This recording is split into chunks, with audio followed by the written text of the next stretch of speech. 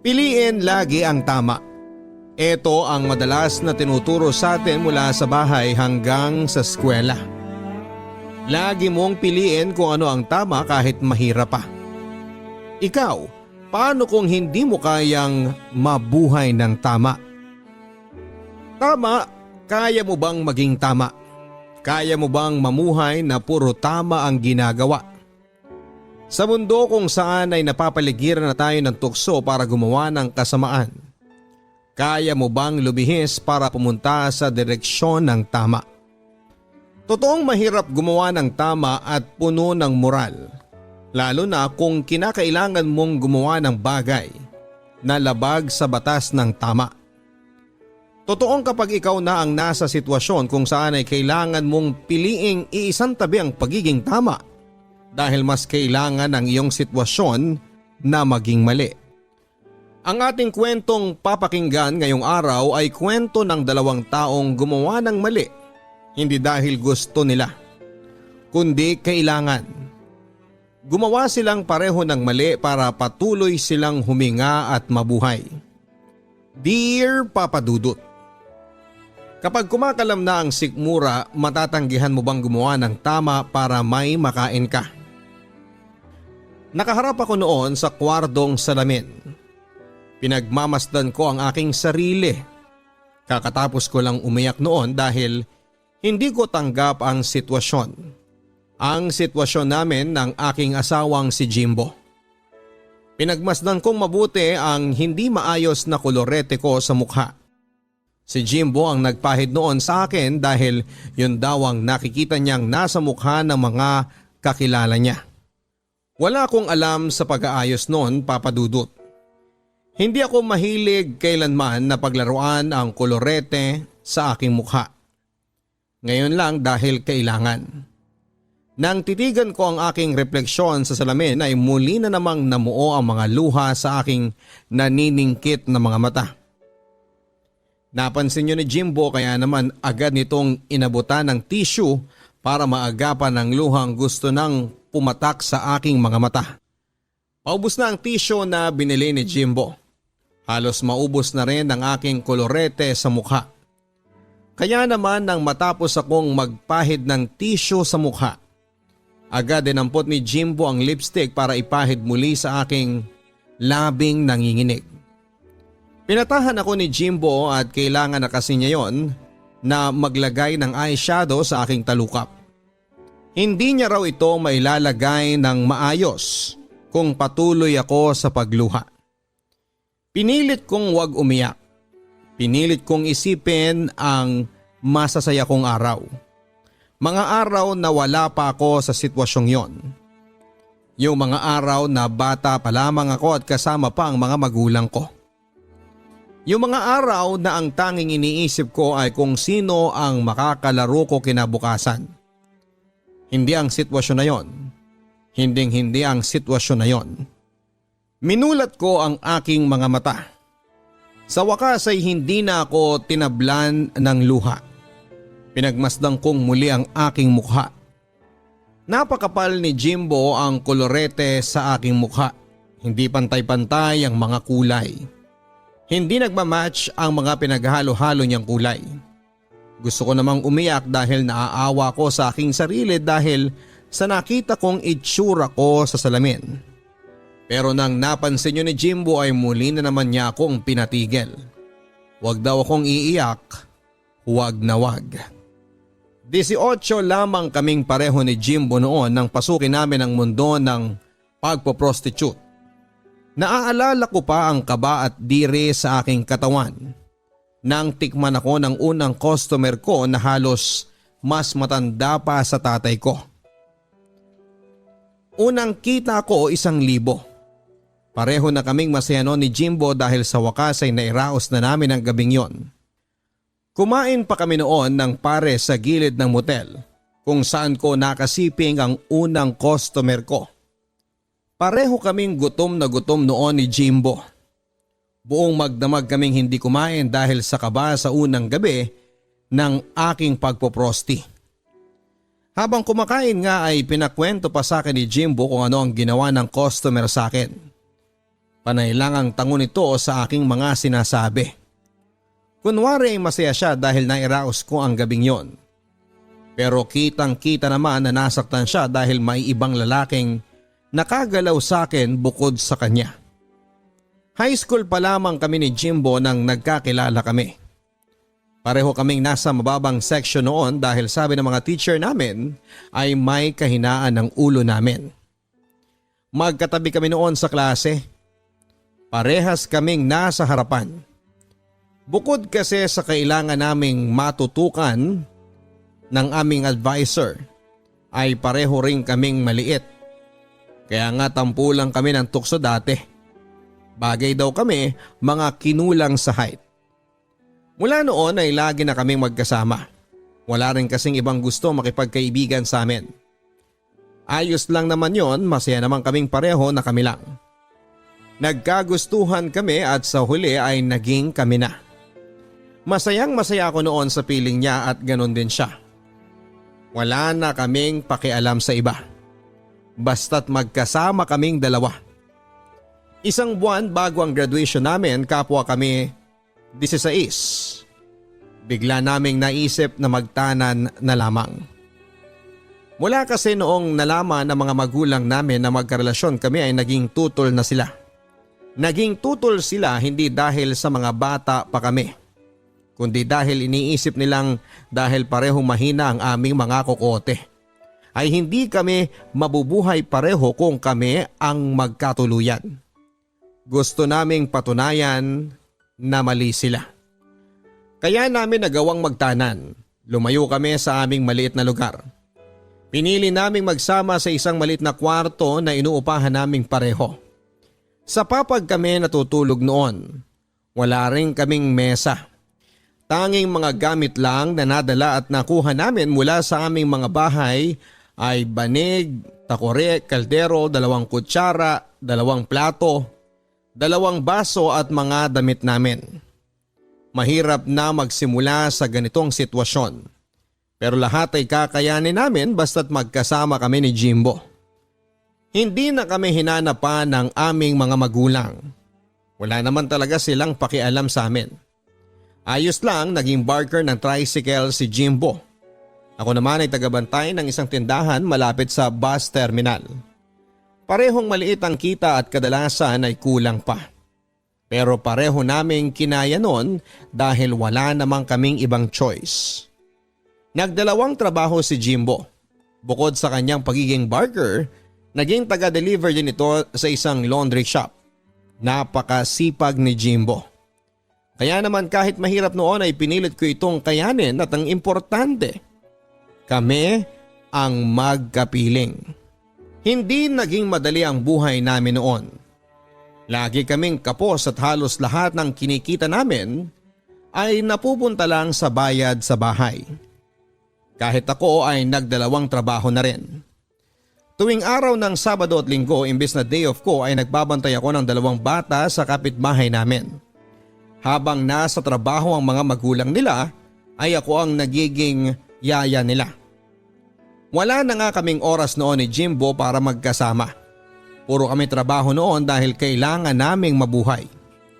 Pangako na lang namin sa isa't isa na balang araw ay magiging ayos din ang lahat.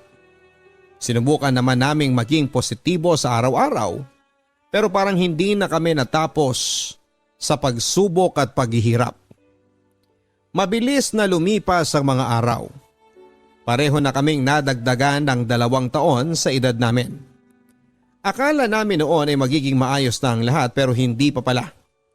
Isang araw ay natanggal ako sa trabaho dahil may gustong ipalit sa akin na mas mabilis daw gumalaw at mag-isip. Wala akong nagawa noon kundi ang umalis. Si Jimbo naman makalipas lamang ng 1 buwan after kong matanggal sa trabaho. Siya naman ang sumunod. Hindi na raw kailangan ng barker ng mga nagtatricycle. Tapos sumunod naman ay tinanggal siyang taga-deliver sa laundry shop. Lampa daw kasi ito at mahinang makapick up ng utos. Naisip namin noon na paano na kami. Mabubuhay pa ba kami? At dahil nga sa pareho kami noon na nawalan ng trabaho, ay pareho kaming nag-iisip ng hindi magandang trabaho na pwedeng pasukin.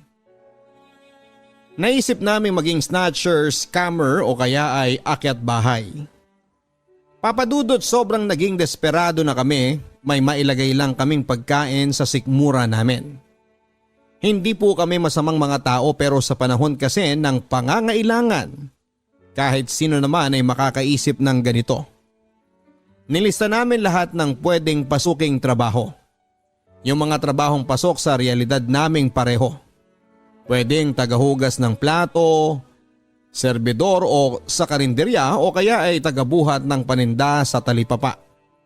Yan po ang naisip namin noon ni Jimbo. Hanggang sa bigla akong natahimik nang sabihin ni Jimbo na gusto niyang maging prostitute ako. Maging isang pokpok daw, Papa Dudut. Hindi ko pa alam ang sasabihin noon. Pero sinubukan niya akong kumbinsihin na ito ang pinakamadaling paraan para magkapera. Wala daw kaming maagrabyadong ibang tao hindi tulad ng iniisip naming pagnanakaw. Hindi naman ako direktang pumayag sa suhestyon ni Jimbo na maging babaeng bayaran ako. Alam ko din na naramdaman niya na hindi ako payag. Kaya naman sa mga sumunod na gabi ay tumambay kami noong pareho sa mga lugar kung saan ay laganap ang pagbebenta ng katawan. Iba't ibang mga klase ng mga babaeng prostitute ang nakita namin noon. Mga bata at may edad. Makakapal ang makeup at yung iba ay mapuputla. Maiiksi at makikinang ang kanilang suot. Ang mga kuko, kahit na madilim, alam mong matingkad na kulay ang ginamit. Magkakaiba man sila pero iisa ang trabaho nila. Mga prostitute, mga babaeng ginagamit ang katawan para magkapera at yun ang gustong gawin ni Jimbo sa akin. Ilang gabi kaming pabalik-balik noon para obserbahan kung ano ang ginagawa nila. Bukod sa mga prosti, may mga kasama rin sila. Yun yung mga bugaw nila. Sila raw madalas ang nangungumbinse sa mga dumaraang lalaki na patulan ang prosti na hawak nila. Kung ano-anong klaseng pagbebenta ang ginagawa nila. May kama at mabayaran lang ang mga babaeng ito. Sa gabi-gabing pag-oobserba namin ni Jimbo ay nakita namin kung gaano karaming mga lalaki ang naghahanap ng panandaliang aliw sa piling ng mga prosti na ito. Tama nga si Jimbo. Hanggat may mga lalaking ganito, kikita lahat ng prosti sa paligid namin yon.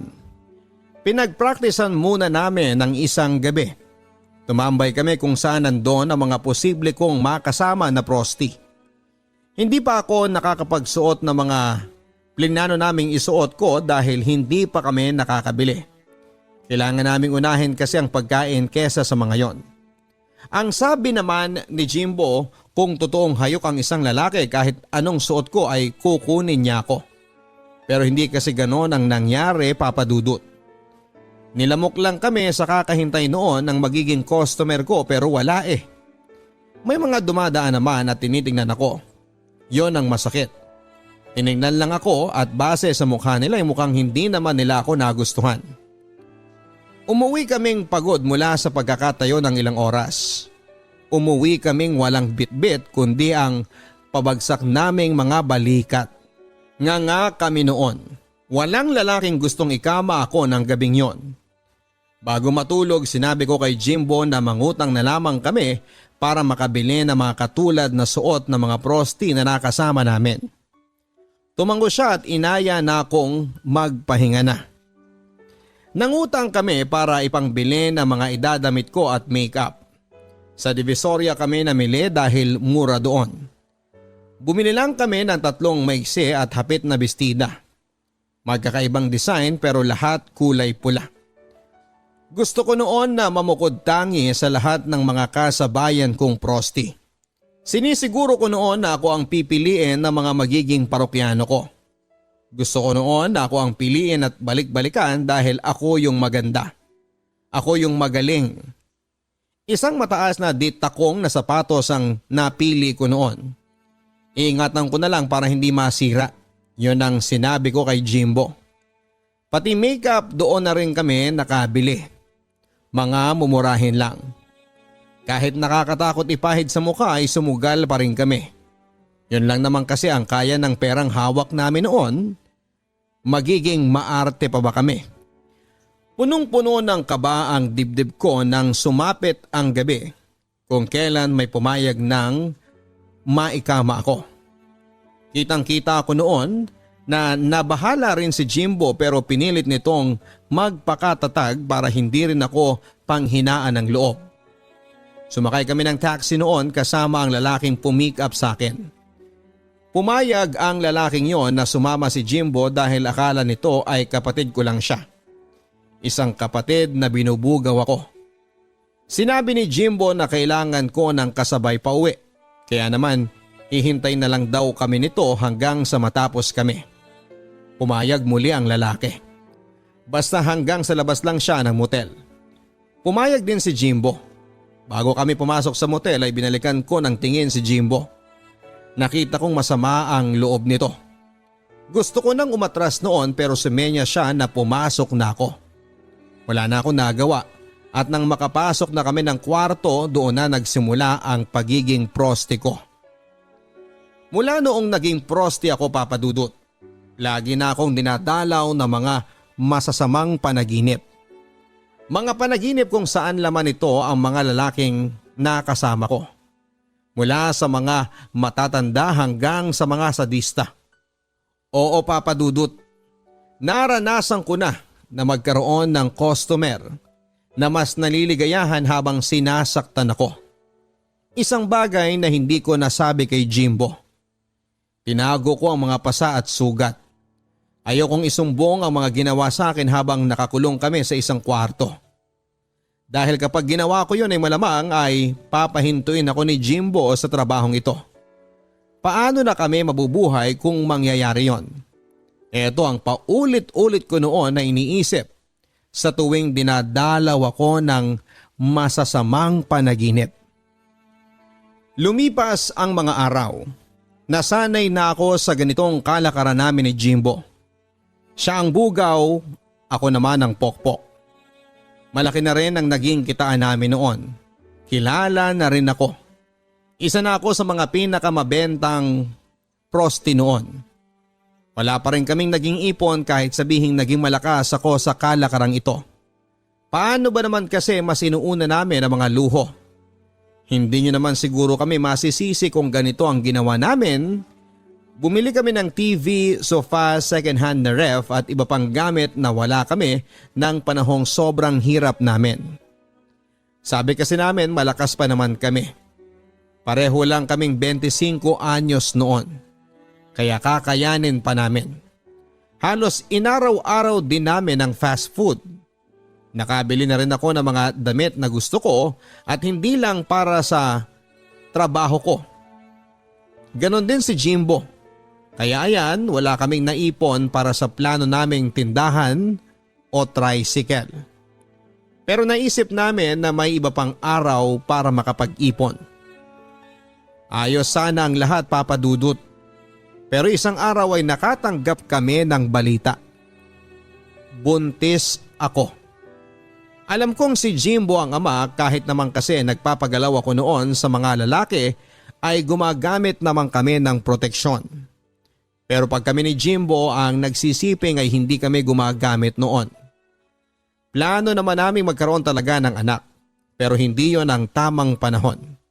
Kalakasan pa kasi ng pagiging prosti ko noon, alangan namang tuloy pa rin ako sa pakikipagsiping sa ibang lalaki kahit bilog na ang tiyan ko, hindi ba?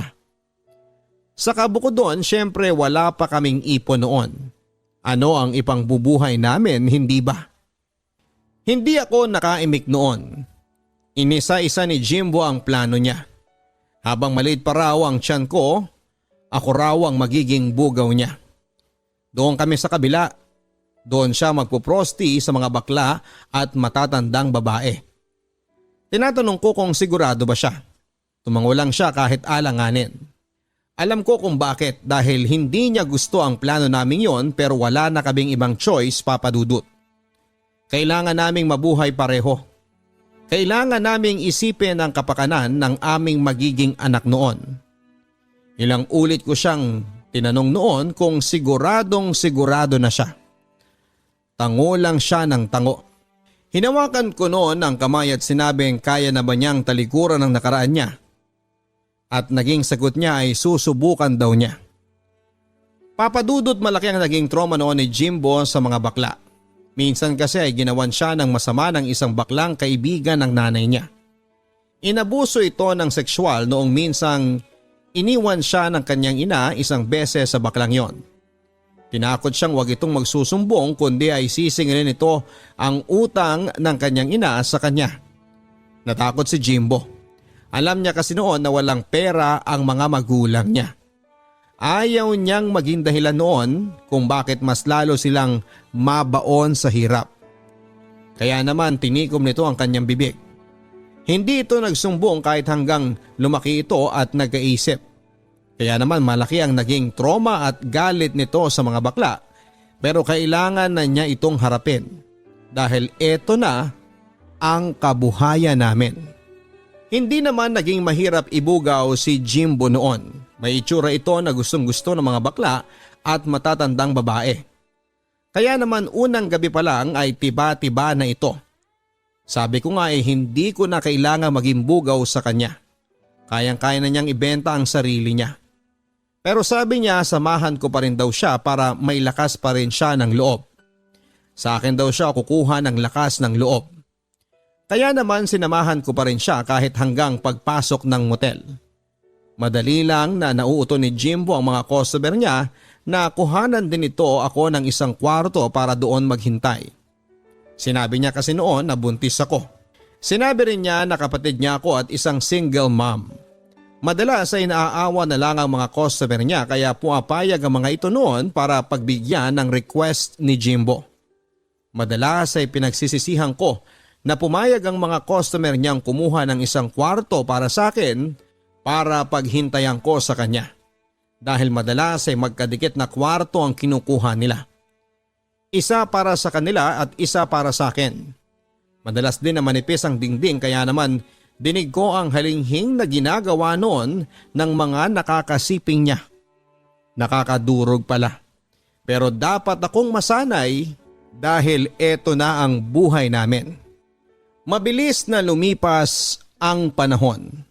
Nakapanganak na ako at sinabi ko kay Jimbo na handa na akong bumalik sa pagtatrabaho. Pero tumanggi ito. Sinabi niya na magbantay na lang daw ako sa anak namin.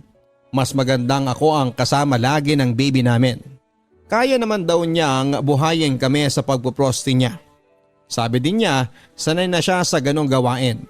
Medyo napamukha pa nga nito na mas malaki ang kinikita niya kesa sa akin noon.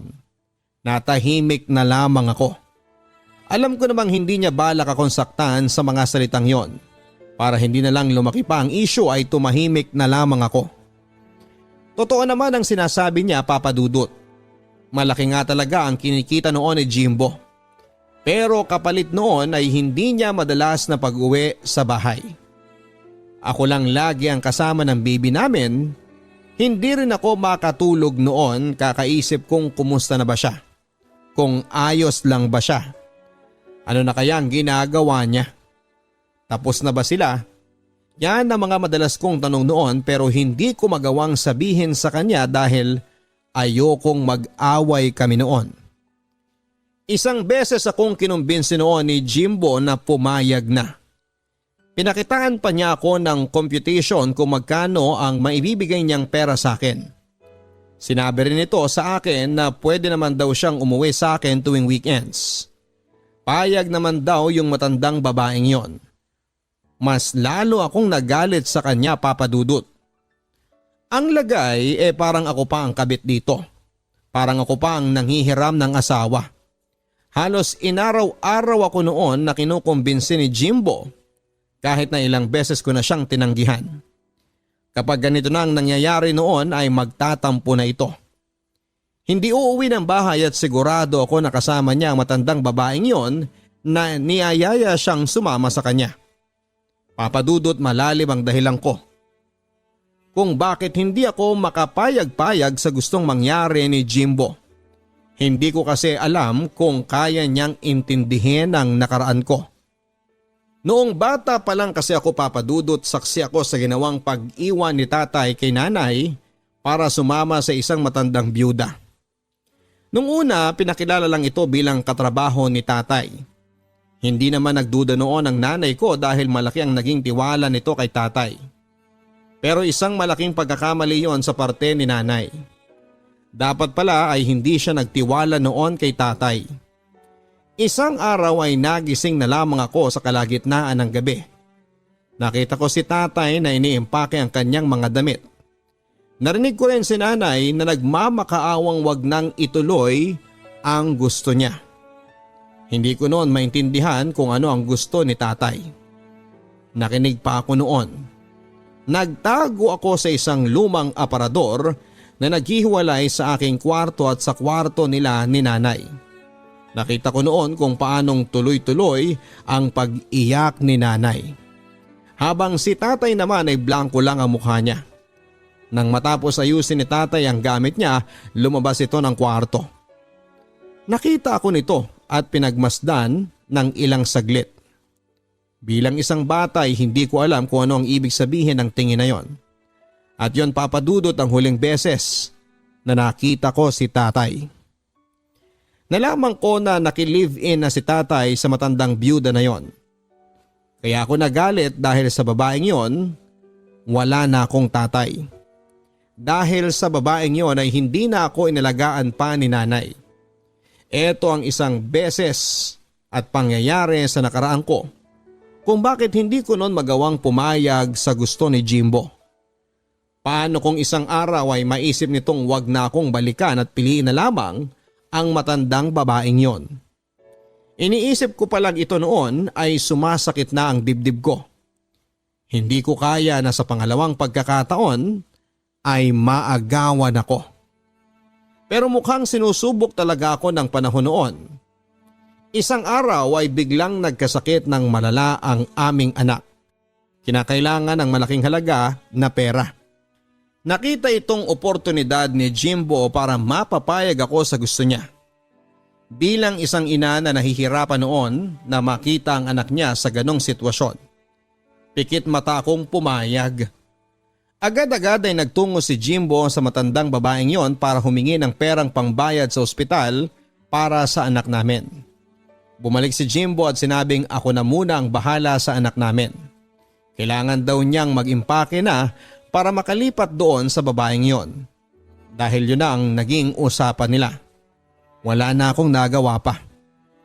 Sa paglipas ng mga araw ay pinilit kong sanayin ang sarili kong hindi nakakasama si Jimbo. Tuwing Sabado at Linggo ay nasa bahay siya. Tuloy-tuloy din ang pagpapadala nito ng pera sa akin at tama nga siya. Di hamak na mas malaki ang kinikita niya sa babaeng yon kesa sa gabi-gabing pagpoprosti sa iba't ibang bakla at matandang babae. Kinakailangan kong tanggapin ang sitwasyon namin yon kahit masakit. Si Jimbo na ang nasusunod noon dahil siya ang nag-aangkat ng pera sa bahay. Kaya nga kahit yung hiramin ng anak namin para idala at ipakilala doon sa matandang babae na yon ay wala akong nagawa. Sinabi kasi ni Jimbo para raw mas maging magiliw yung matandang yon sa bata. Mas malaki daw ang ibibigay nito kung sakali na nagkatotoo naman. Dapat bang makontento ako sa ganon? Tinanong ko ang sarili ko. Wala akong naging sagot sa tanong kong yon dahil kahit kailan ay hindi ako makokontento na makihati sa asawa ko. Ang tuwing Sabado at Linggo na pag-uwi ni Jimbo sa bahay ay nabawasan. Naging Sabado na lamang at madalas hapon pa siya kung pumunta noon. Kalahating araw ko lang siyang nakakasama. Nakakasama ng loob pero ano pa bang magagawa ko, hindi ba? Pinilit kong tanggapin na ganon ang mga nangyayari. Ang iniisip ko na lamang noon ay hindi pa rin ito napapabayaan kaming mag-ina. Nagpapadala pa rin ito hanggang isang araw, pati ang perang pinapadala nito noon ay nabawasan na rin. Sinabi niya na malaki raw kasi ang ginastos ng matanda sa bahay. Nahihiya na raw kasi itong humingi ng humingi at naiintindihan ko naman. Pero papadudot, ang hindi ko maintindihan noon ay yung isang araw ay bigla itong tumigil ng umuwi ng bahay. Siguro 2 taon na rin mula nang iniwang kami ni Jimbo. Pero yung sakit tuwing binabalikan ko yon ay andito pa rin. Wala akong nagawa noon kundi ang palayain siya. Sa totoo lang ay ilang beses pa ako noon na sumubok na makipagbalikan sa kanya. Alang-alang sa anak namin. Pero maski ang anak namin ayaw na niyang makita pa. Talagang pinanindigan nito na hindi sa kanya ang anak namin. Sobrang sakit nun para sa akin, Papa Dudut. Masakit na nga na iniwan niya ako pero yung ipamukha sa akin na hindi siya ang tatay ng anak ko ay ibang usapan na yon. Lalo na noong ipinamukha niyang naging marumi akong babae dahil kung sino-sino raw ang nakakasiping ko noon. Kaya hindi ko raw siya masisisi kung isipin niyang hindi sa kanya ang anak ko. Oo, naging marumi ako noon. Oo, kung sino-sino ang nakakasiping ko noon. Pero hindi ba pareho naman namin yung ginusto? Bakit kung kailan nakakaahon na siya ay nilulubog na niya ako? Naging mahirap ang pag-move on sa isang relasyong akala mo ay forever na. Mas lalong naging mahirap ang lahat. Lalo't kailangan kong magpakatatag araw-araw para sa aking anak. Opo, aking anak. Kahit kailan ay hindi ko nasasabihing anak namin ito ni Jimbo. Sa akin na lang siya kung ayaw sa kanya ng ama niya. Kinakaya ko ang lahat, mabigyan lang siya ng pagmamahal na alam kong hindi niya nakuha at makukuha sa amang nagtakwil sa kanya. Maraming salamat po sa pagbasa ng aking liham. Roslyn. Sana maging matatag ka, Roslyn. At sa lahat ng mga katulad mong iniwan at pinagdududahan. Maaring ngayon ay maging mahirap para sa iyong makita na may positibo pa sa lahat ng mga negatibong nangyari sa iyong nakaraan. Pero sana kapag pahilom na ang sugat mo, sana ay magawa mong magtiwala na ang mga sugat na yan ang dahilan para maalala mong minsan ay naging matapang ka. Minsan ay nakayanan mo ang lahat. Tanging hiling ko sa mga katulad mo, Roslyn, ay ang magpatawad. Sana magawa mong magpatawad kahit sa tingin mo ay hindi karapat-dapat sa pagpapatawad mo ang nakasakit sa iyo. Hindi mo man maibigay yan ngayon pero sana balang araw ay magawa mo. Kung kailan totoo at hinog na ang pagpapatawad mo. Maraming salamat sa paghatid mo ng iyong kwento na kinapulutan namin ng aral at sana ay magawa mong maayos ang iyong buhay na minsang sinira ng mga taong hindi marunong magmahal. Maraming salamat sa iyo, Papa Dudut, sa pagpili ng aking storya. Matagal ko na pong nais na ibahagi ang aking kwento at ngayon ko na po i-share sa inyo dahil sigurado na po ako sa ending ng aking story. Dear Papa Dudut, marami ang maaaring manghusga sa mga pinili kong desisyon para sa aking buhay. Marami din ang naging negatibo sa mga konklusyon na akala mo ay kilala nila ako ng lubusan. Hindi ba maaaring takot lang akong mag-isa? Takot akong bumalik sa mga taong nakapanakit ng aking damdamin. Kahit sarili kong pinagmulan ay pinili kong layuan at naghanap ng sariling bubuing pamilya pero ilang ulit nagkamali. Ako po si Angel aka Gia. Naway hayaan niyo po akong ikwento ang aking buhay. Lumaki ako sa isang pamilya na akala ko'y buo at totoo. 5 kaming magkakapatid, Papa Dudut, at si Ate Ann, Kuya Al, Kuya Ton, ako at si Drake. Sima noon si Papa kaya sagana kami sa pamumuhay. Nakatira kami noon sa isang lugar sa Southern Luzon. When all I can remember is my happy childhood life. Noong 1998 ang naaalala ko lang ay lumipat kami ng tirahan kasi hindi na bumalik pa sa pagbabarko si Papa. Nakapag-asawa na yung ate namin at bumukod na. Sila kuya naman ay hindi na umuuwi. May mga inaasikaso sila mama at papa na negosyo tapos kami ng youngest brother ko na si Drake ay nag-aaral pa ng elementary sa isang Catholic school. When I graduated elementary ay nilipat nila ako sa isang secondary school sa isang small city. At yung kapatid ko naman sa isang malaking eskwelahan with university. Magkahiwalay kami ng eskwelahan. Ang dahilan nila papa ay tight budget daw kami. I understand their situation. Noong magsa-second year high school na ako ay transfer nila ako sa isang public school. Nanibago ako at napakalaking adjustments ang nangyari sa akin. Kasi ibang-iba talaga ang behavior ng mga estudyante at mas grabe ang pagiging terror ng mga teachers. Nagtuloy-tuloy ako sa pag-aaral pero nabarkada ako. Doon ko natutunan papadudot ang mag-cutting classes at magkaroon ng bisyo. I don't know what came into me pero pinili kong magpahinga sa mga bahay ng mga kaklase ko because of all the stress I'm encountering sa bahay namin at sa negosyo nila papa. Palagi kasing galit si mama. Dala na rin siguro sa pagod sa araw-araw. Palagi ako napapagalitan sa mga bagay na hindi ko alam o hindi ko ginawa. Late midnight na akong nakakatulog tapos madaling araw ay gigising para tulungan si mama sa negosyo nila. I felt drained. Naalala ko pa na may isang araw na kinausap ako ng isang tauhan namin na ka-close ko at sinabing, "Hindi naman sa pakikialam, Jel. Pero hindi kaya ampun ka lang?" Tahimik lang ako that time kasi kakatapos lang uli akong pagalitan ni mama. Kasi naman napansin kong napaka-unfair ng trato nila sa'yo kumpara kay Drake na delotion pa. Halatang alagang-alaga ang balat tapos nasa private school pa din. Samantalang ikaw parang tauhan ka dito. Pagpapatuloy niya. Napakunot noon na lamang ako noon papadudot at nagkibit balikat. Wala naman akong magagawa kasi sila ang pamilya ko. Basta kumakain ako araw-araw at may tinitirhan at nag-aaral ay okay na ako doon. Medyo na-bother lang talaga ako sa mga sinabi ng tauhan namin. May point naman siya sa pagiging unfair nila mama sa akin pero mas pinili kong wag na lang pansinin yon.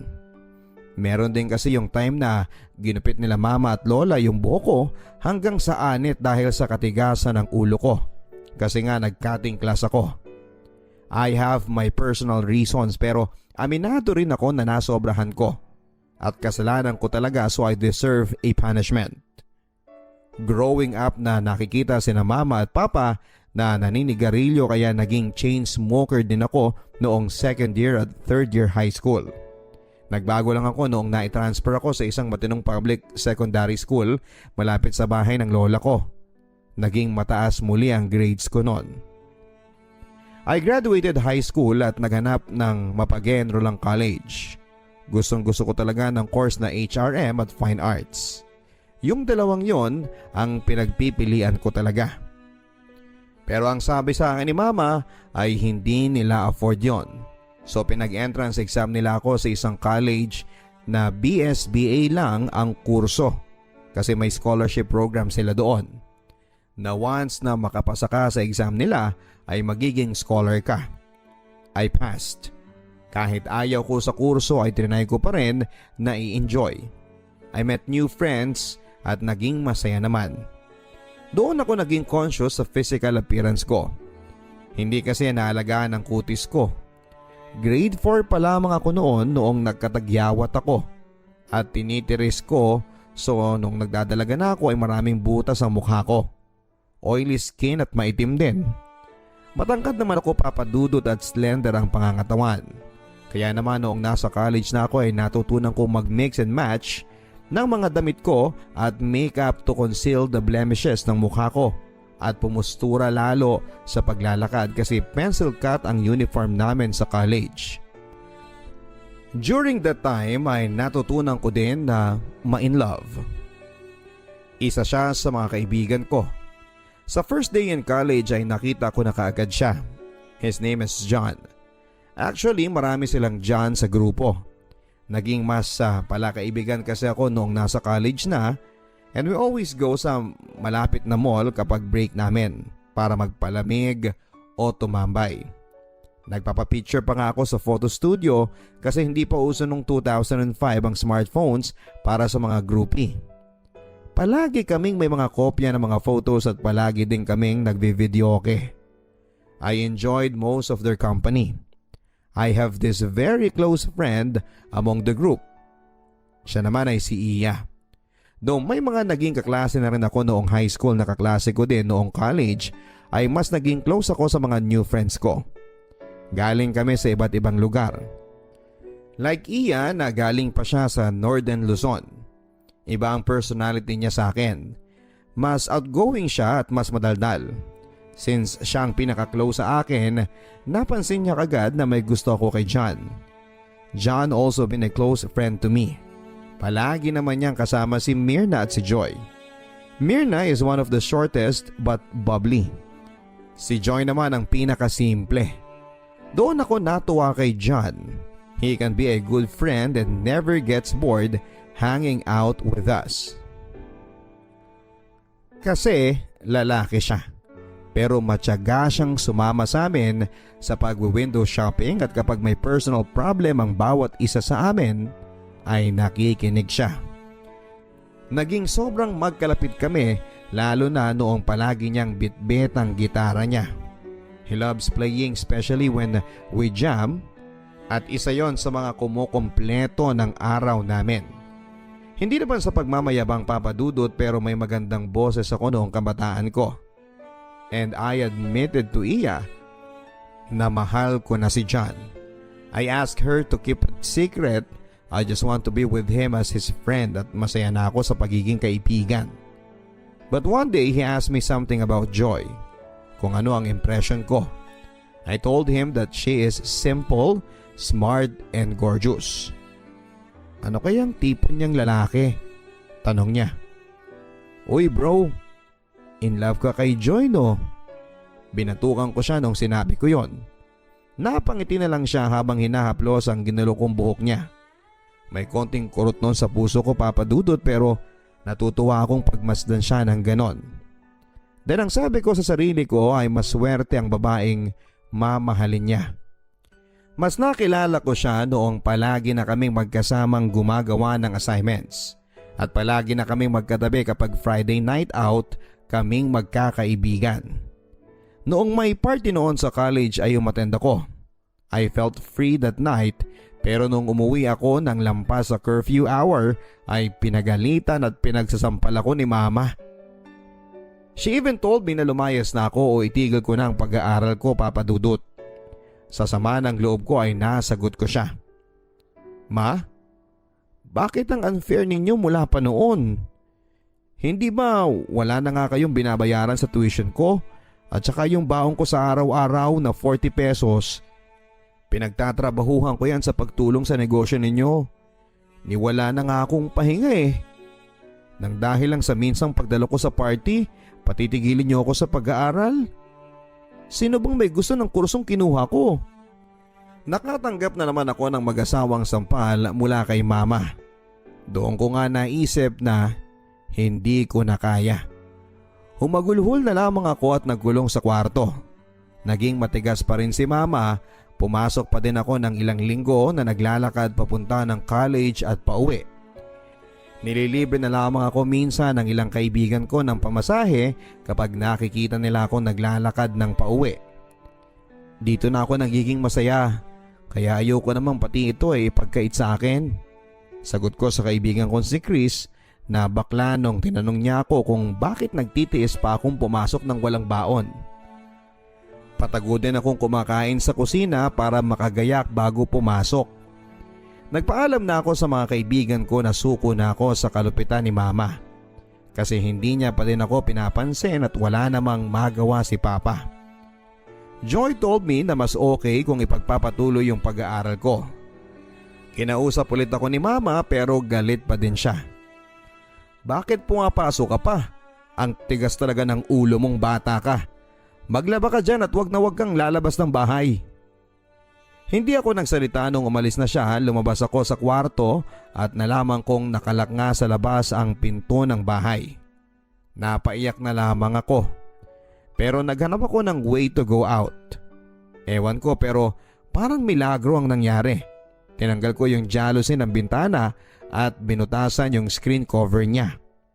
Nabuksan ko yon gamit ng tinidor, yung double lock sa labas ng pinto. Nagmamadali ako mag-impake at aalis na ng bahay nang kumakabog ang dibdib. Bago lumabas ng bahay ay naisipan kong mag-iwan pa ng sulat. Ma, sorry po kung lalayas ako. Naging unfair kayo sa akin na sobrang kinasama ng loob ko. Mula noong bata ako hanggang ngayong dalaga na ako, puro hinanakit na lamang ang nararanasan ko. Umabot pa noong 3rd year high school ako na suicidal na ako pero pinili ko pa ding ipagpatuloy ang mabuhay na umaasang mamahalin niyo rin po ako tulad ng pagmamahal ninyo kay Drake. Huwag po kayong mag-alala. Makikituloy po ako sa mga kaibigan ko na willing tumulong sa akin. Sorry po talaga ma. Gusto kong ipagpatuloy ang pag-aaral ko. Umalis ako sa bahay na maraming bitbit na gamit at dumiretso sa eskwela. Hindi naman ako binigo ng mga kaibigan ko. Pinatuloy nila ako sa mga tirahan nila. Hindi nga lang ako tumatagal kasi hindi sang-ayon ang mga magulang nila sa paglalayas ko. Naalala ko kasi yung sinabi sa akin ni mama na kapag maglalayas ako ay panindigan ko at wag na akong babalik pa. Kaya hindi talaga ako babalik. Nakita ko ng lola ko at kinumbinsi akong tumuloy na lamang sa kanila. Total, sa isang college lang kami ng pinsang ko nag-aaral. Tumira ako sa bahay ng tita ko na katabi ng bahay ni lola. Iba ang ambience, parang mabigat pero no choice ako. Alam kong sinasabi nila lola at tita kay mama na nandun ako. Nakasama ko doon si Ate Aiza, yung favorite cousin ko mula pagkabata. She is my favorite playmate. Sa mother side ng family ko ay komportable pero parang may iba akong napapansin. Marami silang restrictions pero isinawalang bahala ko na lamang yon, Papa Dudut. One day ay tumawag yung nanay ni Ate Aiza. Malapit ang loob ko sa auntie ko na yon kahit sa tawag ko lang siya nakakausap kasi nasa Japan siya. After nilang mag-usap ni ate, pinakiusap nila sa akin. Hello? Kumusta na po kayo? Bungad ko. Angel? Anak? Ikaw ba yan? Tugon niya sa kabilang linya. Umuo ako. Lumayas ka daw kina ate. Ano nangyari? Opo, long story po. Pero gusto ko lang po talagang ipagpatuloy ang pag-aaral ko. Hayaan mo na sila. Huwag ka nang babalik doon. Masama talaga ang ugali nila. Magkano bang tuition mo at ako nang bahala? Para akong nabunutan ng tinig sa lalamunan nang narinig ko yon. Nangilid ang mga luha ko. Thank you po. Yun lang ang naisagot ko sa kanya. May mga sinabi pa siya about sa inis niya kina mama kasi pinabayaan akong lumayas at nakakaawa daw ako. Pero isa lang ang nasabi ko sa kanya. Auntie, pwede po bang mag-request? Ano yun anak? Pwede po bang tawagin kitang mama? Kasi po matagal na akong sabik sa kalinga ng isang ina. Ewan ko ba Papa Dudut pero bigla ko na lang naisipang sabihin yon. Ako naman talaga ang mama mo eh. Sagot niya na kinabigla ko. Po? Paninigurado ko sa mga narinig ko. Akala ko kasi nananaginip lang ako. Anak kita. Kinuha ka lang nila sa akin. Paliwanag niya habang umiiyak. Sino po ang tatay ko? Wala na siya. Huwag mo na siyang hanapin. Pinabayaan niya tayo. Basta ako ang bahala sa pag-aaral mo. Ano bang kurso mo? Padadalhan ko kayo ng Ate Aiza mo ng monthly allowance. Huwag na huwag ka nang babalik doon. Tanging opo at iyak na lamang ang naitugong ko sa mga sinabi ni Mama Vicky. Yung inakala kong favorite auntie ko ay nanay ko pala. At yung favorite cousin ko ay half sister ko pala. Anak ni mama sa Hapon si Ate Aiza, pero nagkahiwalay din. May pamilya na si Mama Vicky sa Japan at may 2 anak sa Hapon na asawa niya ngayon. Kinausap ako ni Lola na nang masinsina na huwag daw sanang sasama ang loob ko sa mga magulang ko. Kako naman ay hindi masama ang loob ko. I became observant kasi parang may napapansin pa din ako sa mga kamag-anak namin. Pero minsan ay binabaliwala ko na lang. Puro kami putok sa buho. Ilang pinsan ko din ang walang ama katulad ko. Naging mas close kami ni Ate Aiza at natutunan ko din yung mga kinahihiligan niya. And I am very glad to be with my sister. May nabanggit din siya na sama ng loob niya sa mga tiyahin namin na nag-aruga sa kanya. Kaya mas nag-observe pa nga ako. Istrikto sila at maraming limitations sa amin. Pati yung pinapadalang pera ni Mama Vicky para sa allowance ko ay hinihigpitan nila. Being a college student ay marami talagang dapat bilhin pero mas mahigpit si tita at walang magawa si ate. Tahimik lang akong nagmamatiyag. Pumapasok tapos ay uuwi, ganun lang ang naging routine ko. Doon ko din naman naranasang mabilhan ng magagandang damit at sapatos dahil may naibubukod naman si ate para sa pambil namin ng mga gamit. Pero dumating ang isang araw na nagkaroon ng krisis o problema sina tita at parang naibunton lahat ng sisi sa pagtira ko doon. Nagbalak ako papadudot na umalis at gusto ni ate na sumama. Nalaman ni tita yung balak namin na yon at pinagalitan ako. Kung lalayas daw ako ay huwag ko daw isama sa kalokohan ko si Ate Aiza. So pumasok ako after that tapos ay hindi na ako bumalik sa kanila. I've dealt with so much stress sa pinanggalingan ko. Naisip ko na baka pabigat nga lang talaga ako sa mga kamag-anak ko. Naikwento ko ang lahat ng ito sa mga kaibigan ko, especially kay Joy, kay John at kay Iya. Nakituloy muli ako sa mga kaibigan ko. Dumalas na rin ang pag-jamming o inuman namin sa bahay nila John. Isinantabi ko na lamang ang problema ko sa pamilya ko at mas pinili ko na mag-enjoy. Isang araw papadudot ay nagpatulong si John sa amin kung papaano ligawan si Joy. Nakangiti akong in-advise sa kanya mga dapat gawin sa panliligaw kahit na wala pa akong experience na maligawan. Masaya akong makita si John na in love kay Joy kahit naaawa sa akin si Iya. Sinabi kong masaya ako at mas magiging masaya kung magkakatuluyan sina John at si Joy.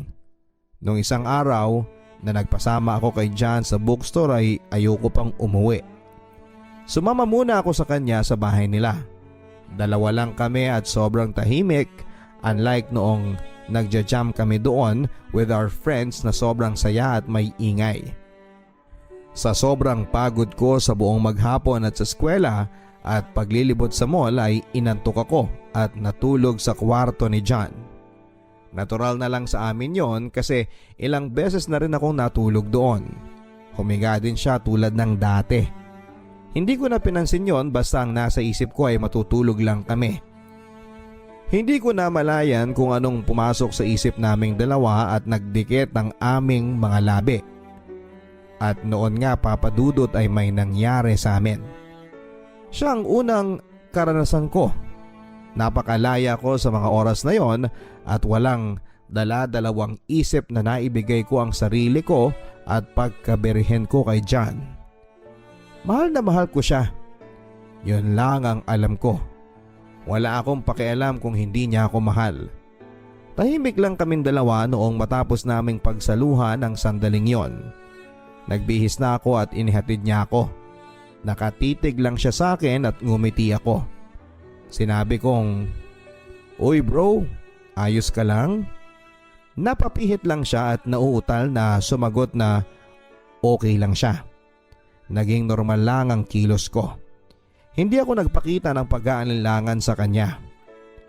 Dumaan ng ilang pang mga araw na nahirapan ako sa pag-aaral habang nagse-self-support. Niyaya ako ni Iya na lumuwas ng Northern Luzon. Una, pumunta kami sa Central Luzon sa Tarlac at saka umakyat ng Baguio. Hindi na kami nakabalik sa South kasi mas pinili na lang namin na magtrabaho dito sa Baguio. John stayed in my heart as my first love kahit walang kami. May naging boyfriend naman ako dito sa Baguio, pero nakipag-break din ako sa kanya kasi napapabayaan na niya ang masterals niya dahil sa akin at nasa puso't isip ko pa din si John noon. Until makilala ko si Greg. Nagkahulugan kami ng loob at naging kami after a couple of months na nagkakilala kami. Hindi nagtagal papadudot ay pinakilala niya ako sa mga magulang niya at inuwi na sa kanila. Ang bilis ng mga pangyayari at ginusto ko naman ang sumama kay Greg. Nag-aalaga ng baboy ang nanay ni Greg at may repair shop ng sasakyan ng tatay niya. Napakabait nila bilang biyanan kahit nung una ay tutol sila sa maagang pagsasama namin ng anak nila. Alam nila ang nangyari sa amin sa Maynila. Tinutulungan ko ang biyanang kong babae sa pag-aalaga ng baboy at inaalagaan ang isang apo nila sa panganay nila. Hanggang sa lumipas ang isang buwan. Nagbuntis ako sa panganay namin ni Greg. Isang cute na baby girl ang isinilang ko. Kahit gumagamit ako noon ng contraceptives ay nasundan kaagad ang anak namin. Sa ilang taon na pagsasama namin ni Greg ay malimit na ang iilang gabi bago siya umuwi.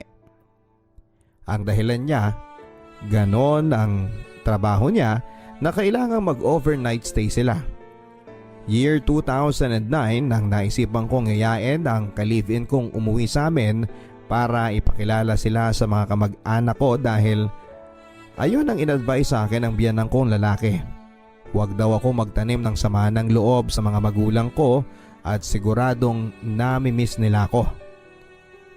Sinunod ko ang payo nila Papa Dudut pero bago kami lumuwas ay nagpadala muna ako ng liham sa mama ko at sinabing huwag sanang sumama ang loob nila sa akin at nasa mabuti akong kalagayan. Madami akong ikinuwento sa liham ko para handa akong humarap sa kanila pag muli kaming nagkita. Christmas nung lumuwas kami ng mag-ama ko. Dumiretso muna kami kina lola at niyaya kami ni lolo na puntahan sila mama.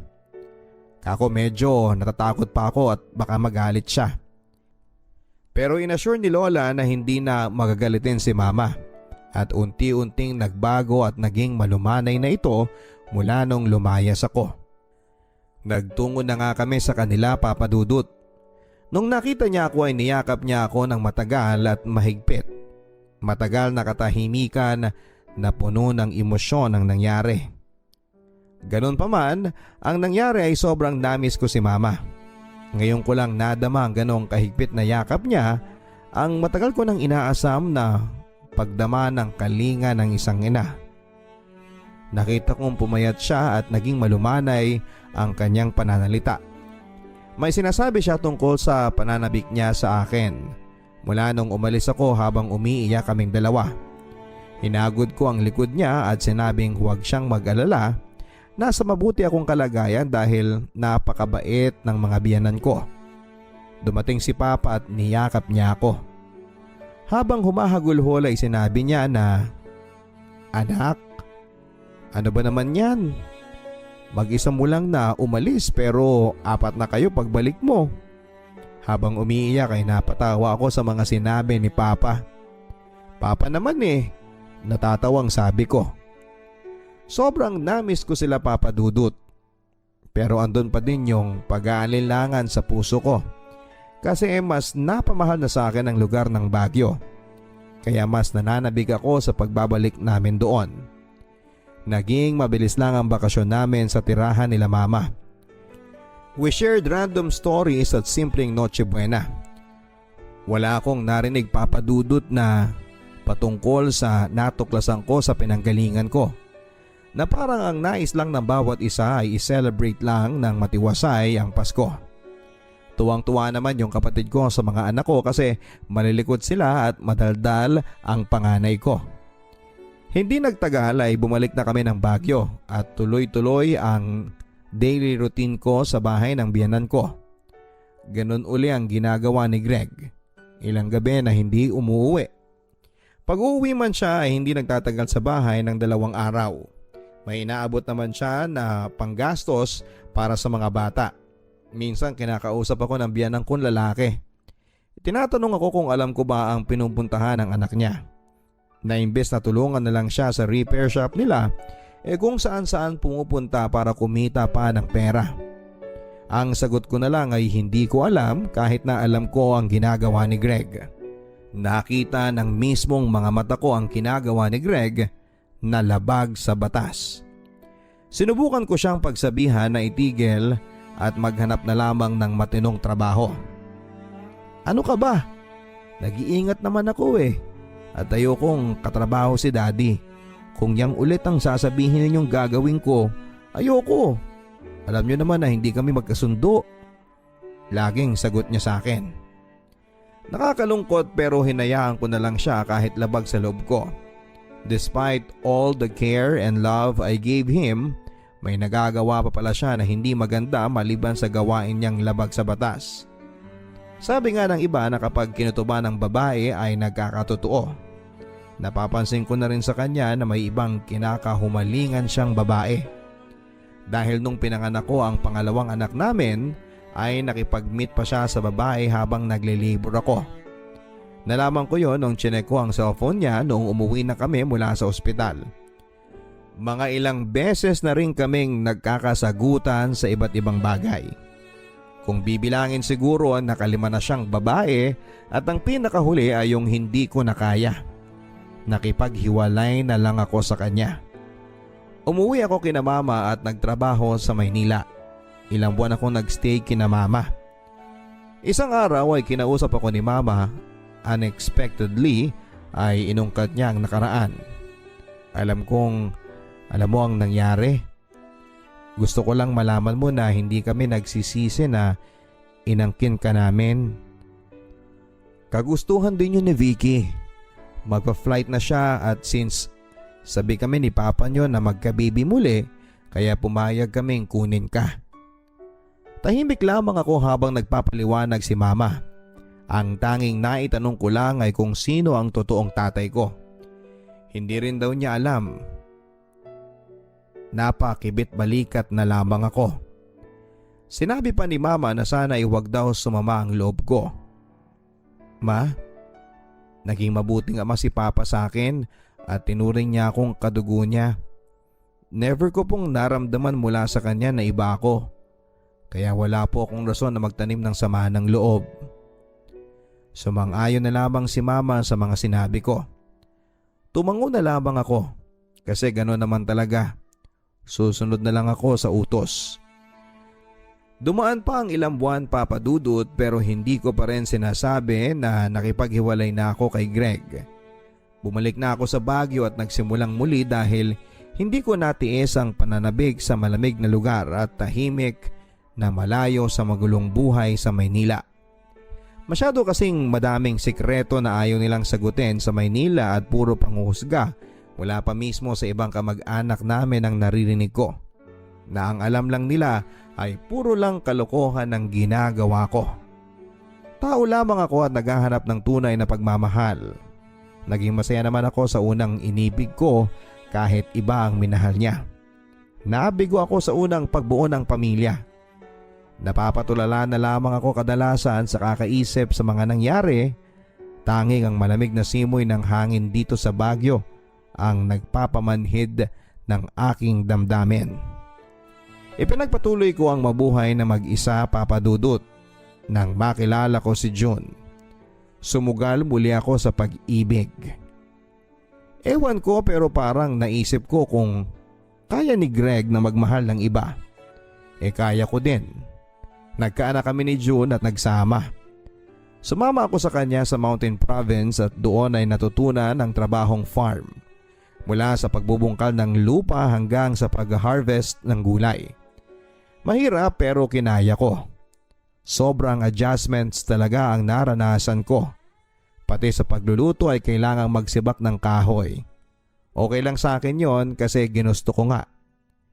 Nang 3 taon na ang anak namin ni June ay nabuntis muli ako ng hindi napagplanuhan. Na-depress ako kasi hindi ko pa nabibisita yung mga anak ko kay Greg.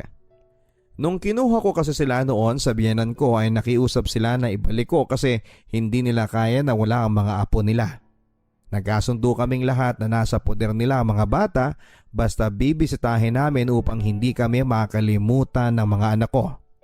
Sa sobrang hirap ng buhay, matagal ko na silang hindi nabibisita. Naipasyal ko pa sila noong mahigit 1 taon na yung pangatlong anak ko at nabilhan ng mga gamit. Ngunit ngayong magdadalawang taon ko na silang hindi nakikita ay sobrang nalulungkot ako. Patuloy pa din ang pagtulong ko kay June sa vegetable farm. Pero noong last trimester na ng pagdadalang tao ko ay maaga akong nag-labor. Itinakbo nila ako sa ospital at na-confine ng 3 linggo kasi kulang daw sa buwan ng baby ko. Pero naka-open na ang puwerta ko. Kailangan ko daw ng complete bed rest at maraming medication para lumaki ng tama ang baby o maging fully developed bago ko siya ipanganak. Ang hirap ng naging sitwasyon ko, Papa Dudut. Naiinis ako sa sarili ko kasi sobrang tanga ko. Ngunit mas naging priority ko ang batang nasa sinapupunan ko. Kailangan ko siyang ipanganak ng malusog at maayos. After giving birth sa pang-4 na anak ko, nalubog kami sa utang. Walang matinong trabaho si June. Lumuluwas siya para maghanap buhay pero kulang pa din. Nagkapera ako after ng ilang buwan at ako na ang nagbayad ng mga utang namin. Naging sobrang dependent si June sa kakayahan ko. I felt drained habang inaalala ang mga nagawa niya sa akin habang nagsasama kami. May minsang na-diagnose siya with gonorrhea, tinanggap ko pa rin siya. Kahit pa nung ilang beses na niya ako muntikang mapagbuhatan ng kamay ay tiniis ko yon. Kahit wala na kaming maiulam at umiiyak ang anak ko kasi hindi ko maibigay ang gusto niyang ulam, pinagtsatsagaan ko yon. Kahit kinukutya ako ng nanay niya ay tinitiis ko. Iniwan niya pa akong mag-isa noon sa ospital para makipag-inuman at ginastos ang pinadala ng ate ko na gagamitin ko sanang pambili ng gamot at pagkain. Tapos ay lumuwas siya para daw magtrabaho pero minsan sa 1 buwan ang padala niya ng 1,000 lamang. Siguro ay hindi ko na kinaya ang mga nangyayari kaya kinausap ko si June at pinilit ko siya na ako na lamang ang maghanap buhay sa amin. Tumutol siya pero napapayag ko din sa bandang huli. Nakahanap ako ng trabaho at lingguhan padala ang ginagawa ko sa kanila. May nangyaring pumalya ako ng padala. Nakatanggap ako ng samut-saring negatibong salita mula sa kanya at sa iba pang kamag-anak niya. Ninais ko ng katahimikan at napaisip ako. Bakit puro na lang paghihirap ang nangyayari sa buhay ko? Dumagdag pa noong sinubukan kong humingi ng tulong kay Mama Vicky kasi nagbalak akong mag-apply na lamang sa abroad pero nadismaya ako.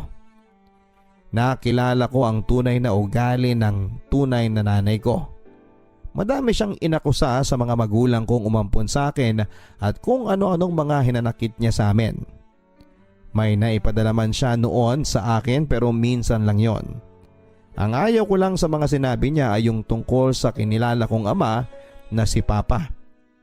Binahagian ko si Papa ng pera na pinapadala niya dahil kailangan sa medications niya noong na mild stroke siya. Doon na parang nalusaw ang buong pagkatao ko. Kasi wala talagang willing tumulong sa akin. Yearly man ako na nagkakaroon ng pera sa ATM ko ay sakto lang yon na panggastos ko sa buong taon. Hindi ko alam kung saan galing yon. Basta sinunod ko lamang ang habilin ni Lola na mag-open ako ng sariling bank account. Pero mula nang namatay si Lola ay close ko na ang ATM ko dahil mas pinili kong magmula sa sarili kong sikap ang matatanggap kong pera. Ayoko nang alalahanin pa ang naging sagutan namin ni Mama Vicky sa chat. Ang dami-dami pang nangyari sa buhay ko. Gulong-gulo na ako. Kahit mga kamag-anak ko ay nilalayuan ako. Kaya I choose to stay in Baguio. Malayo sa mga mapanghusgang mata ng sariling kadugo. Hindi nagtagal ay nagkahiwalay kami ni June. It is my own decision. Hindi na siya magbabago pa. 5 taon na kaming nagsasama pero hindi niya kaya ang responsibilities. Sa gitna ng kaguluhan ng aking pag-iisip ay nakilala ko si Chini. Naging super close kaming dalawa kahit kakikilala lang namin. She is the other side of my personality kasi pareho kaming go with the flow ang ugali. Pero mas may plano siya sa buhay. Matagal na siyang nag-a-apply sa abroad as DH. I found a best friend sa gitna ng frustrations ko sa buhay. Naintindihan niya ako at alam niya ang mga pinagdadaanan ko. Hindi niya nakakaligtaan ang pagpapaalala sa akin ng mga magagandang maaaring mangyari in the future kung magtatrust lang ako kay God. Naging roommates din kami at mas naging parang magkapatid ang turingan. Nagkaroon ng kulay ang buhay ko nang makasama ko siya. Hanggang sa nagkaroon siya ng boyfriend na palaging nagtitreat sa amin ng lunch or dinner. Nagkaroon ako ng manliligaw. Naging mabait naman sa akin si Hector. Sumugal muli ako sa pag-ibig at nakita ko naman kasi na may trabaho siya at mapagmahal sa mga kapatid niya at mga pamangkin. Noong naging kami ni Hector ay sinamahan naman niya ako sa school ng dalawang anak ko. Libangan niya ang pagmumotor kaya't kadalasan niya akong inaangkas kapag may long ride silang magkakapatid. Hindi nagtagal ay nagsama kami at nagkaanak. Noong una ay ayoko na sanang magkaanak muli dahil may 4 na akong anak. Pero ninais kong magkaroon ng kahit isang anak na lalaki. Pumayag ako sa gusto ni Hector na magkaanak kami. Naging sobrang siloso siya at mahigpit sa ilang mga bagay. Umabot pa nga sa puntong pinagbubuhatan niya ako ng kamay. Pinagseselosan niya ang mga anak ko sa unang kinasama ko. Pinagbabawalan niya akong bisitahin ng mga anak ko. Lahat ay nagkaroon ng limitations. Dumating pa nga sa punto na pinaputukan niya ako ng baril ng dahil lamang sa pera. Napapayak na lamang ako minsan habang iniisip ang mga pagkakamali ko sa buhay. Sa pagiging tanga, mapagtiwala at sa pagiging sabik sa pamilya. Ngunit bigong-bigo ako. Mas lalo ako nawala ng pag-asa nung sunod-sunod na ang pag-aaway namin. Sa tuwing uuwi siyang lasing, nanginginig ako sa takot. Pinakahuli na ang tangkain niya na patayin ako sa harap ng anak ko. Kinabukasan noon ay tumakas ako. Noong nasa biyahe ako ay humahagulhol ako habang iniisip ang kamalasan ko sa buhay. Naalala ko ang mga pagmamalupit sa akin nila mama noon, ang panghuhusga sa akin ng mga kamag-anak ko, ang rejection ng tunay kong ina, ang mga bigong pag-ibig ko at ang mga anak ko na napapabayaan ko na. Namasukan ako at nagsimulang muli sa tulong ng ilang kaibigan at lalong-lalo na ang Panginoon. Regular na muli ang pagpapadala ko ng sustento sa mga anak ko. Naging emosyonal ako noong minsang dumalo ako sa fellowship na dinaluhan ng mga anak ko. Ang sabi ng pastor ay God will provide. We should not worry. Sa dinami-dami na mga nangyari sa buhay ko ay hindi ako pinabayaan ng Diyos. Binibigyan niya ako ng pag-asa. Kahit ginugulo ako ni Hector na makipagbalikan sa kanya, ay naging matigas ako sa desisyon ko na hindi na bumalik pa sa kanya. Tama na mga maling desisyon ko dahil sa kagustuhan kong magkaroon ng sariling pamilya. Hindi lang ako ang nagsasuffer kundi ang mga anak ko. Naalala ko pa noon na sinabi ng tito ko na umuwi na lamang sa amin. Umayaw ako papadudot at mas pinili kong maging matatag sa bawat problemang ako din ang may gawa. Ayokong umuwi ng may problema. Gusto kong masaya lang. Kaya nagpatuloy pa rin ako sa bagong hamon ng buhay. Nawili ako papadudot sa pakikinig ng radyo. Mula noong 2016 ay naging avid listener na ako hanggang sa ngayon. Naging active texter at bumabati at nagbibigay ng advice sa Talk to Papa with the code name of Ate Gia ng Baguio. Mostly ay binigyan ko ng advice yung halos pareho sa mga pinagdadaanan ko and also ay based on my own experiences in life ang mga pinapayo ko. Dito ako mas nalilibang. Maraming bumabati sa akin kahit na hindi nila ako lubusang kakilala. I met new friends at kahit mga DJ sa radyo ay naging kaibigan ko na rin.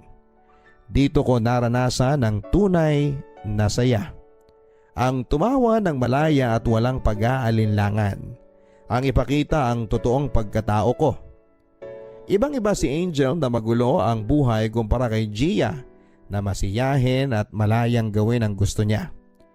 Gia is the matured feature of Angel na sigurado na sa plano sa buhay. Ang gaan-gaan ng feeling ko bilang si Gia, Papa Dudut. Hindi ko naman kinakalimutan ang mga old friends ko pero mas naging totoo ako sa sarili ko with my new friends.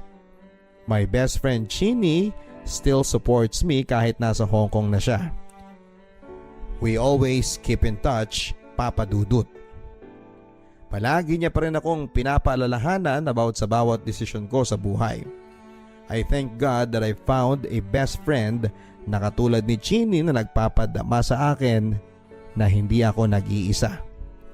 Hanging out with my new circle of friends made my days happier. Lahat kami ay avid listener ng radyo. Kasama sa grupo na yon si Mr. Puyat. Matagal na rin siyang tumatawag sa radyo at nakikipagkulitan sa mga DJs. Nakapag-share na rin siya ng problema niya sa radyo. Hiwalay din siya sa asawa. Betrayed 3 times ng kanyang dating asawa. Ang masakla pa kasal sila at may 2 kids. Napakabait ni Jomar, totoong pangalan ni Mr. Puyat. Lahat ng nakakilala sa kanya, pati mismong boss niya ay saludo sa honesty and integrity niya. Kinukulit kami ng isang barkada namin na katrabaho niya na sana ay magka-developan daw kami kasi bagay daw kami. Then it suddenly happened. Nagkaligawan kami, Papa Dudut, at naging kami nitong April 2019. Takot na ako noon na pumasok muli sa isang relasyon at halos isumpa ko lahat ng lalaki sa mundo. But he made me forget of my hate against men. Though noong mga unang buwan naming magkarelasyon ay medyo naging magulo din. Nalampasan namin ang mga trials na yon. Ito yung relasyon na dinagsa agad ng pagsubok na halos inakala naming bibitaw na kaming dalawa. Because of ex-issues ay halos sumuko na kami pero nanaig pa rin ang pagmamahala naming dalawa. Maraming manghihinayang kung magkakahiwalay kami dahil nasubaybayan ng marami ang love story namin mula nang magkakilala kami sa radyo. Napamahal na siya sa akin at ramdam kong mahal na niya ako. After 3 months ng relasyon namin na puno ng twists and turns, ay naging mas matibay pa ito. Ipinagtanggol niya ako sa ex-wife niya na ginugulo kami noon dahil hindi niya matanggap na nakalimutan na siya ni Jomar. Matapos niyang lokohin ito ng 3 beses. Sinubukan niya kasi makipagbalikan kay Jomar pero ayaw na niya. Na-realize niya ang mga paghihirap niya noon sa poder ng ex niya. Sinabi din niya sa lahat, pati sa mga magulang niya, na sa akin niya lang naranasan ang pagmamahal at pag-aalaga o pag-aasikaso ng isang girlfriend. Hindi niya rin ako binigo sa pagtanggap niya sa mga anak ko. Ipinangako niya sa akin na magtutulungan kami sa lahat ng bagay. At hindi ko mararanasan sa kanya ang mga masasamang naiparana sa akin ng mga ex ko. Hindi niya ako binigo. Pinadama niya sa akin ang tunay na pagmamahal na matagal ko nang inaasam. Ika nga ng mga DJ na kami daw ang couple of the year. Maraming sumabaybay sa love story namin na kapwa listeners at kadalasan ay nagchat-chat sa amin. Sobrang pasalamat ko sa Panginoon at ibinigay niya sa akin si Mr. Puyat. Ngayon ko natatamasa ang pag-ibig na matagal ko nang hinahanap. Yung aalagaan ako at proud na sabihin sa buong mundo na ako ang babaeng minamahal niya at bumubuo ng buhay niya. Hindi man kami perpekto bilang tao ay maligaya kami sa piling ng isa't isa. Magkahawak ang kamay naming hinaharap ang mga pagsubok at sabay naming tinutupad ang mga pangarap. Wala na akong ibang hihilingin pa, Papa Dudut, kundi ang patuloy na paggabay ng poong may kapal. Nagpapasalamat din kami sa lahat ng mga kaibigan namin at itinuring na pamilya dito po sa Baguio. Hanggang dito na lamang po, Papa Dudut, at patuloy pa din kaming nakatune in sa inyong istasyon. Thank you very much and God bless and more power. P.S. Binago ko na po ang mga pangalan ng ibang karakter. Tanging pangalan lang po namin ni Mr. Puyat ang totoo at ninais po namin na huwag nang palitan. Sincerely, ang inyong kaliham, Ate Gia.